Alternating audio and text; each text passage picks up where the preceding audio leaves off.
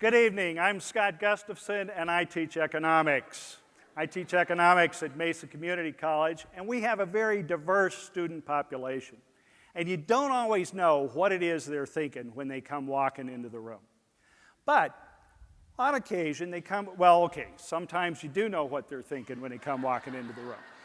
But I had an interesting question that came out from one of my students one day. She came in and she asked, what would be the economic effects of a zombie attack? I didn't know, but I figured I'd go find out. Now, one of the things that an economist always likes to ask is compared to what? So let's do that tonight. Given that the first rule of a zombie attack is cardio, what I want you to do is have a look at the person on your left, have a look at the person on your right. If you can't outrun at least one of those people, you need to get to the gym. Now, I don't just want you to survive, I want you to thrive in the zombie attack. Note that we're going to need some new personal trainers. Okay, one of the other things that happens in any crisis situation is that we don't just run to the gym, we also run to the bank. In our case, we're going to be running to the ATMs. The ATMs are going to empty out. So if you want to be ready for that, one of the things you want to do is stash some cash. All right, we'll have all the cash and whatnot, but we won't be wanting to spend it. For some reason, we will always want to hang on to it. That means that if you're in retail, you're going to see your sales drop off. You might want to sell the store early. On the other hand, there are a couple of retail locations that are probably going to do pretty well. Okay? You want to get into drugs. Drugs are going to be good. With that decrease in retail sales, we're going to start to see an increase in inventories. As inventories go up, we're going to have to decrease overall production. As production goes down, we're going to get a decrease in investment. We're going to be into a full-blown zombie recession. Now, the Congress and the administration will, of course, react to that, as they have in the past, and you can expect that we will have a zombie stimulus. If you want to do really well in the zombie stimulus, get yourself pre-approved as a government contractor.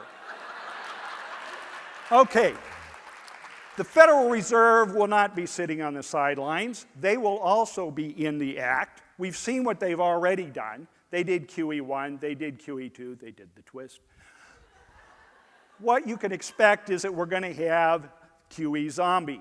Now, what's going to happen is the Federal Reserve is going to flood the banks with excess reserves. That's going to increase the money supply. As the money supply increases, interest rates are going to fall. As interest rates fall, bond prices are going to go up. Buy bonds. As the attack continues, it's going to take its toll on the population. This is going to decrease the labor force. With a decreased labor force, one of the things that's going to happen to us is all of those desks out there in corporate America are going to go blank. In order to fill those things back up, they're going to have to raise the wage rate. As the labor wage rate goes up and the return to labor increases, the returns on the other factors of production will fall. We'll get a decrease in capital, increase in labor costs. Corporate profits are going to fall. Sell your stocks early, people. Now, the other thing that could happen is this is going to be a great time to ask for a raise. You know, if you want to be a remote worker in that backyard office, this is a time to go for it.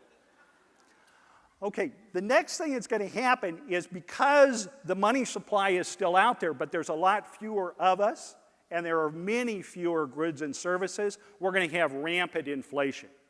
At this point, you need to dump your financial assets and invest in real physical stuff. Might I suggest shotgun shells? Survival supplies might also be good. Okay, so let's review what it is you need to be doing. Get to the gym, stash some cash, get out of retail, get into drugs. Sell your stocks, buy bonds, and get ready to ask for a raise. Finally, all together now, finally, remember to enjoy the little things.